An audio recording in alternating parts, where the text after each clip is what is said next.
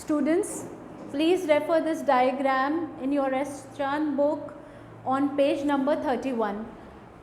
I am just explaining out this experiment only.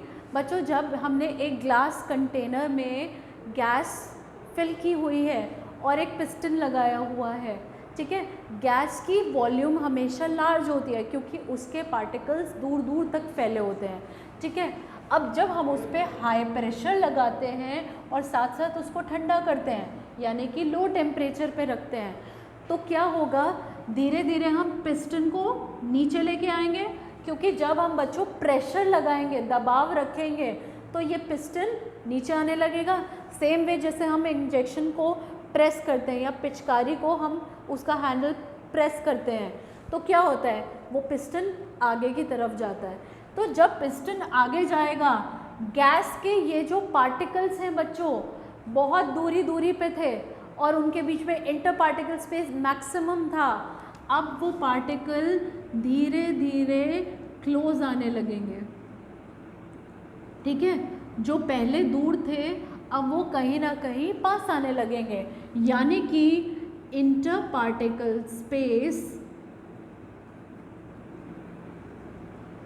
Decreases और उनके बीच में क्या बढ़ने लग जाएगा जब इंटर पार्टिकल स्पेस डिक्रीज होगा।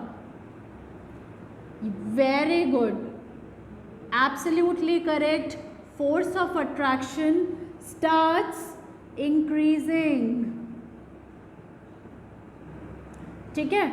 जब ये दोनों बातें हुई बच्चों, आपको एक चीज़ हमेशा ध्यान रखनी है कि जैसे ही गैस पे हाई प्रेशर हम अप्लाई करेंगे तो पार्टिकल्स जो हैं धीरे धीरे दबाव झेलेंगे। प्रेशर जब उनके ऊपर पड़ेगा तो वो अपनी काइनेटिक एनर्जी लेके जो एक जगह से दूसरी जगह भाग रहे थे तेज़ी से, कांस्टेंट मोशन परफॉर्म कर रहे थे, तो उनकी काइनेटिक एनर्जी भी हाई थी। ऐसे में उनकी kinetic energy starts losing.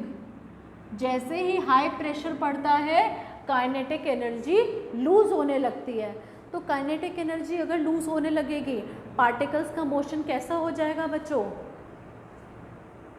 Less हो जाएगा। वेरी गुड, ठीक है।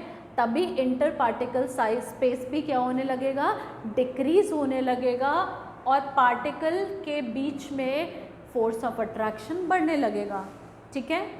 जब ये दोनों बातें हो जाएंगी बच्चों, तो हम कह सकते हैं कि अब ये गैस आपकी किस स्टेट में आ गई है,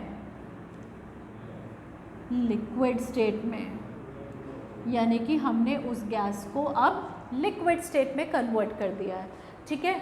this process is also known as with a known term that is liquefaction of gases, or we can call it how to liquefy a gas. आपसे क्वेश्चन इस तरह भी पूछा जाता है कि लिक्विफिकेशन ऑफ गैसेस किस तरह से किया जाता है, या फिर how to liquefy a gas. Liquefy का मतलब होता है उसको लिक्विड स्टेट में लेके आना।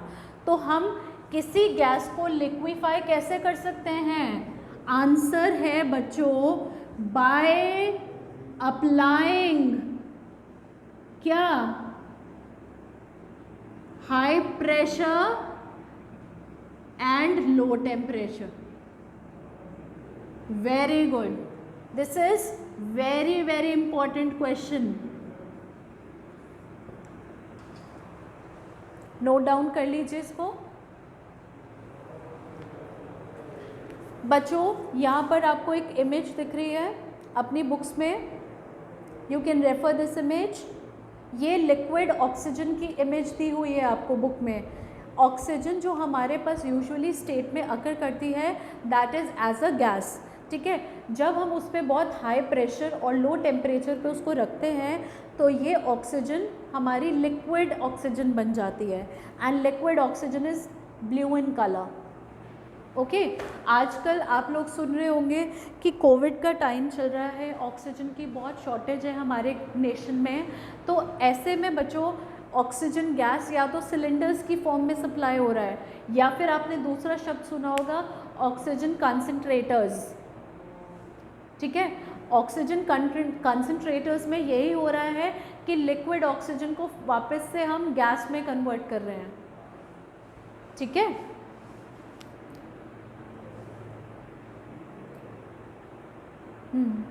वो हो जाती है, बट कंसंट्रेटर का थोड़ा सा ये होता है रोल कि हमारे पास स्पीडली उस प्रोसेस को करवा देता है। ठीक है बच्चों, ये क्लियर हो गया आपको topic liquefaction of gases. Okay let's move on. हाँ जी बोलो।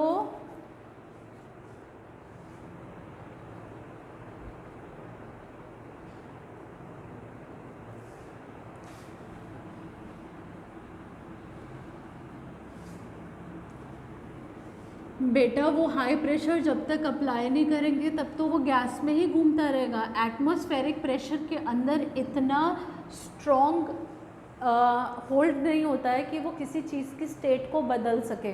ठीक है, स्टेट बदलने के लिए हमें कहीं ना कहीं टेम्परेचर घटाना और बढ़ाना पड़ता है, और ऐसे ही हमें प्रेशर को भी घटाना बढ़ाना पड़ता है। ठीक है, अगर हम प्रेशर हाई करेंगे तभी जाके गैस लिक्विड स्टेट में कन्वर्ट होगी। Until and unless it will remain as a gas only. ठीक है,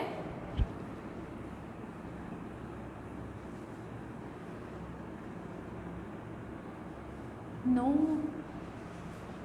ऑक्सीजन सॉलिड कैसे बन सकता है? It doesn't changes into solid state. नहीं, बिल्कुल भी नहीं, वो मेंटेन रहेगा उसी चीज़ पे, पर पार्टिकल्स इतना भी काइनेटिक एनर्जी लूज़ नहीं कर सकते कि वो सॉलिड बन जाए। ठीक है, आगे चले बच्चों। ओके अब आते हैं अपने नए टॉपिक की तरफ, that is latent heat. Latent heat बच्चों एक अलग टॉपिक है। लेटेंट हीट को हम आम भाषा में बोलते हैं हिडन हीट, यानी कि छुपी हुई हीट। अब ये हीट कैसे काम करती है? कभी आपने सोचा है कि, बोलो बेटा,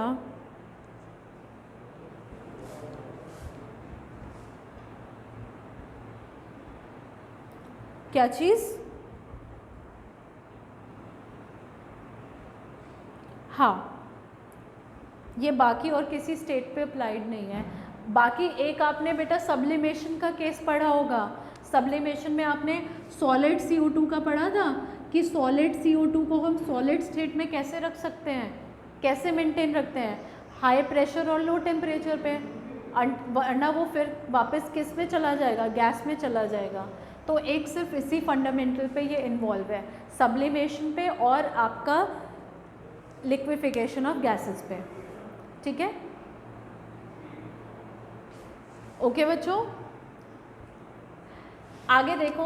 latent heat of latent heat क्या होती है? Latent heat is a hidden heat. आप लोग सोचते हैं कि जब हम पानी को गैस पे बॉयल होने रखते हैं तभी जाके वो वेपर स्टेट में कन्वर्ट होता है।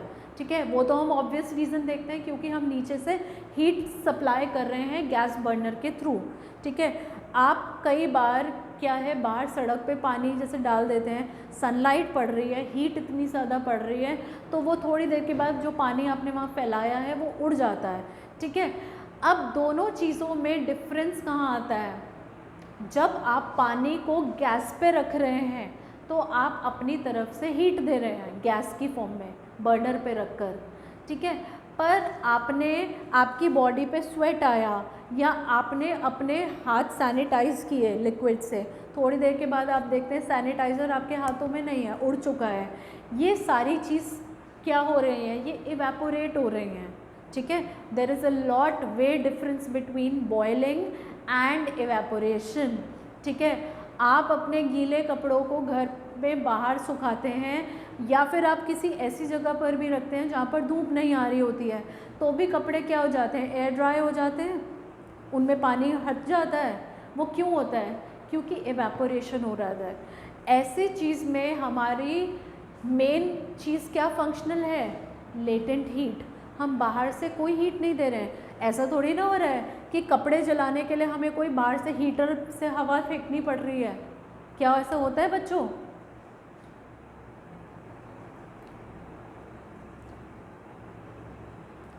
Answer to my question first of all, ऐसा होता है कुछ? नो ना? तो बच्चों इस केस में आपकी कौन सी हीट फंक्शनल है? Latent heat. आप अपने हाथ में बर्फ़ का टुकड़ा पकड़िए, बर्फ़ का टुकड़ा क्या होगा? धीरे धीरे क्या होना शुरू हो जाएगा? मेल्ट होने लग जाएगा।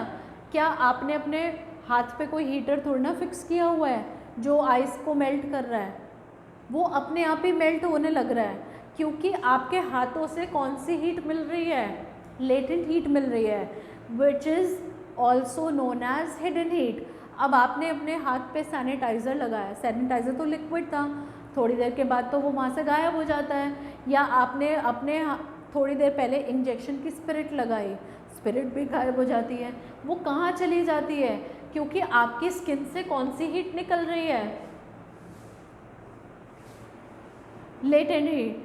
लेटेंट हीट बच्चों एक ऐसा कंसेप्ट है, लेटेंट हीट को हम हिडन हीट इसलिए मानते हैं क्योंकि वो हमें दिखाई नहीं देती, उसका डायरेक्ट कनेक्शन हमें दिखाई नहीं देता है। जैसे आपने पानी को तो गैस पे रखा था बॉयल होने, ठीक है, तो जाके उसकी वेपर्स बन रही थी। वो तो इसलिए हुआ क्योंकि आपने बर्नर ऑन किया था और वहाँ से हीट दी थी, ठीक है। या फिर आप मोमबत्ती जलाते हैं, उसको फायर करते हैं तो जाके वैक्स जो है मेल्ट होने लगता है। ऐसे केस में आप हीट अपनी तरफ से प्रोवाइड कर रहे हैं। पर जब आपने आइस को हाथ पे रखा हुआ है और वो मेल्ट हो रहा है, तो आप उस पर बाहर से कोई हीट नहीं दे रहे हैं, क्योंकि उसको कौन सी हीट मिल रही है? Latent heat.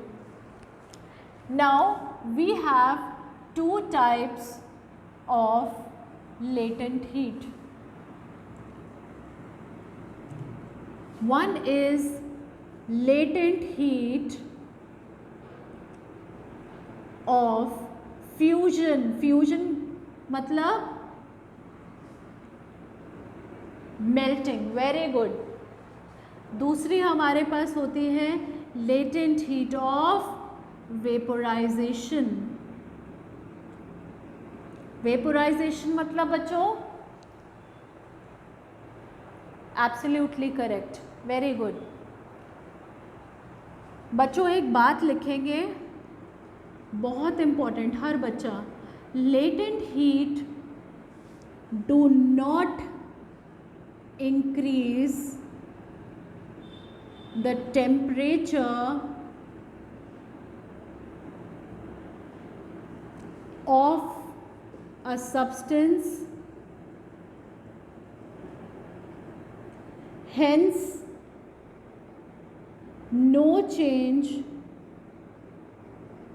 in kinetic energy। क्योंकि सारे बच्चों ने एक बात पढ़ी हुई है, काइनेटिक एनर्जी हमेशा किस पे डिपेंड करती है? यानी कि जितना हाई टेम्परेचर उतनी हाई काइनेटिक एनर्जी।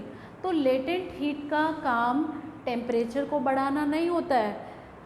आप अब तक मेल्टिंग पढ़ रहे थे, पहले आपने मेल्टिंग पढ़ा है प्रोसेस, उसमें क्या होता है कि जब हम किसी चीज़ को हीट करते हैं उसका टेम्परेचर बढ़ता है, टेम्परेचर बढ़ता है तो साथ साथ काइनेटिक एनर्जी बढ़ती है, पार्टिकल और तेज़ी से भागने लगते हैं, इसी वजह से उनका स्पेस बढ़ जाता है और फोर्स ऑफ अट्रैक्शन कम हो जाता है, तभी वो अपनी स्टेट सॉलिड से लिक्विड में चेंज कर लेता है। आपने ये कंसेप्ट पढ़ा था। पर बच्चों अब आपको उस कंसेप्ट से बाहर निकलना है, थोड़ा सा अलग सोचना है, क्योंकि लेटेंट हीट हमारी ऐसी हीट है जो किसी भी चीज़ का टेम्परेचर नहीं बढ़ाएगी और ना ही उसकी काइनेटिक एनर्जी चेंज करेगी। बजाय लेटेंट हीट क्या काम करेगी? Latent heat is used to overcome or break the force of attraction between the particles।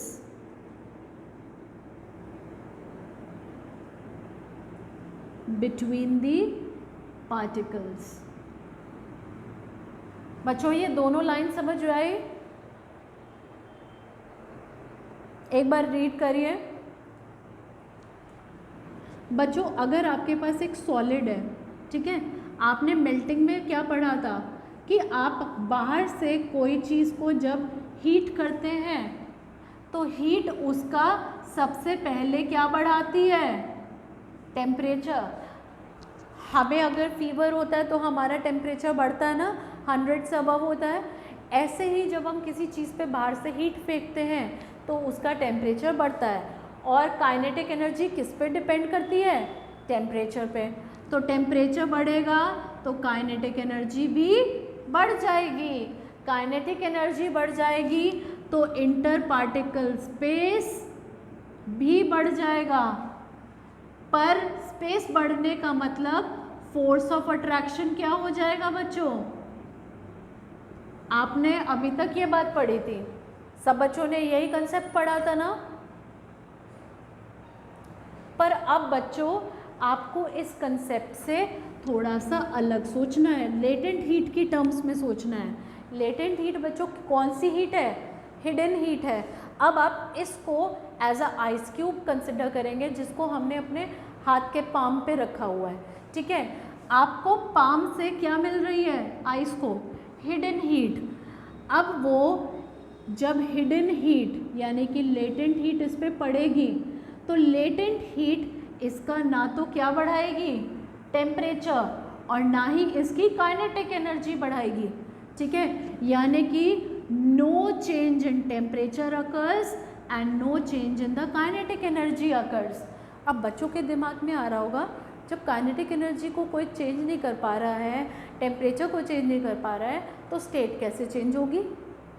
बच्चों ये लाइन पढ़ रहे हैं आप सारे बच्चे? यहाँ पर पढ़ो एक बार। Latent heat is used to overcome और break the force of attraction. यानी कि ये जो सॉलिड के पार्टिकल्स के बीच में स्ट्रॉन्ग अट्रैक्शन है, लेटेंट हीट डायरेक्टली उसको तोड़ेगी, उसको कट करेगी, उसका टेम्परेचर बिना बढ़ाए और काइनेटिक एनर्जी बिना बढ़ाए। तो जब बच्चों फोर्स ऑफ अट्रैक्शन ही तोड़ दिया पार्टिकल्स का, तो धीरे धीरे पार्टिकल्स एक दूसरे से क्या हो जाएंगे? दूर हो जाएंगे। इंटर पार्टिकल स्पेस उनका बढ़ जाएगा। जब इंटर पार्टिकल स्पेस बढ़ गया और फोर्स ऑफ अट्रैक्शन कम हो गया तो ये सॉलिड अब कौन सी स्टेट में चला जाएगा? Liquid. With the help of which heat?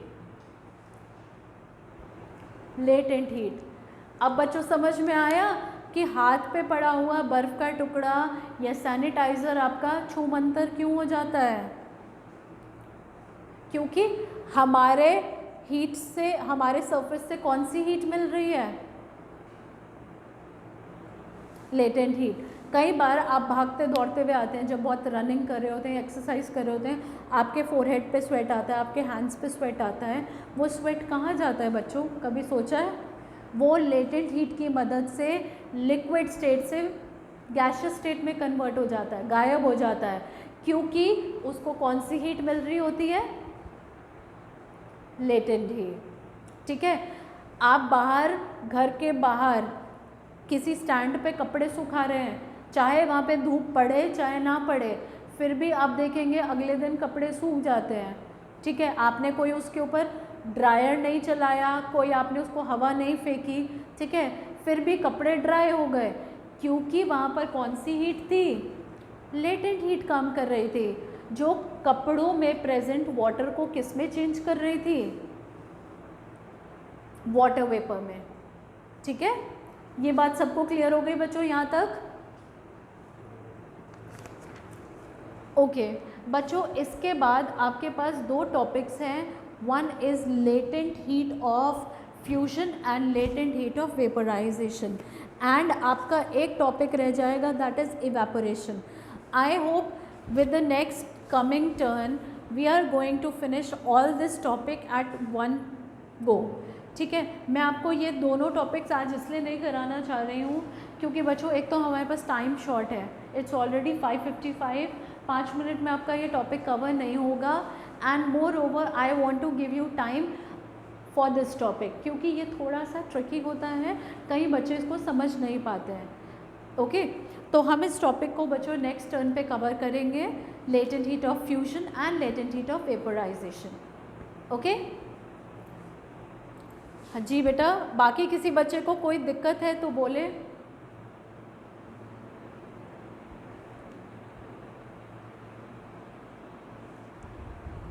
Latent heat is defined as, note down कर लीजिए जिसको भी डेफिनेशन में प्रॉब्लम हो रही है। I am writing it on the board if you want to know what is the definition of latent heat. It is defined as a hidden heat which helps to change the state of a substance without affecting its temperature and kinetic energy। ठीक है बेटा, ये है definition hidden heat की, that is latent heat. यानी कि ये एक ऐसी हिडन हीट है जो किसी भी सब्सटेंस का स्टेट चेंज कर सकती है without changing its temperature and kinetic energy. क्योंकि लेटेंट हीट डायरेक्टली किस पे वार करती है, फोर्स ऑफ अट्रैक्शन पे। उसका मतलब नहीं होता है कि उसको टेम्परेचर बढ़ाना है या काइनेटिक एनर्जी बढ़ानी है, वो तो डायरेक्ट काम करता है कि सीधा फोर्स ऑफ अट्रैक्शन ही ब्रेक कर दिया। बच्चों आपको लास्ट एक असाइनमेंट मिला होगा, सर ने आप सब बच्चों को एक असाइनमेंट दिया होगा 21 क्वेश्चंस का। I hope many of you must have finished it on time, और कुछ बच्चों का हो सकता है थोड़ा बीच में रह भी गया हो, तो it's my request to everyone, आप वो अपना असाइनमेंट टाइमली कंप्लीट कर लीजिए। हो सकता है बहुत से बच्चों को उससे रिलेटेड प्रॉब्लम्स आ रही होंगी, हम वो क्लास में म्यूचुअली डिस्कस करेंगे। जो भी आपकी प्रॉब्लम्स आ रही होंगी, one by one I will come to each and every question and answer your problems, ठीक है। और वैसे भी मुझे आपको हर एक क्वेश्चन का आंसर देना है ताकि आपको पता चल जाए कि आपको कितनी ब्रीफिंग देनी है एक क्वेश्चन के लिए। Okay, so we are going to discuss that assignment in the class, so please finish it on time. और हम ये अपना आज का जो टॉपिक है नेक्स्ट टर्न पे कंटिन्यू करेंगे। तब तक के लिए बच्चों बुक में से रिवाइज करिए थ्योरी को और उस पर बेस्ड क्वेश्चंस करते रहिए, ठीक है। यस बोलो।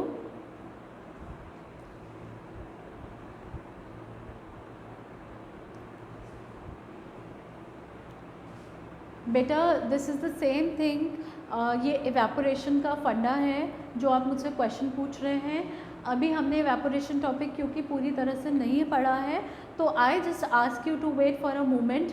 हम नेक्स्ट टर्न पे जब ये टॉपिक कवर कर लेंगे तो कहीं ना कहीं आपको इसका आंसर ऑलरेडी मिल जाएगा कि हम क्लोथ्स को बिना, जब कोई बाहर से आउटर हीट सप्लाई नहीं करते हैं, why does they get dry, okay, how does the latent heat works over there. तो इसका आंसर आपको नेक्स्ट टर्न पे मिल जाएगा।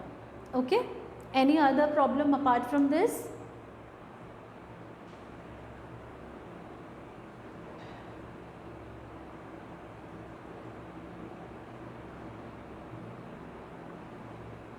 No, in vacuum no evaporation occurs,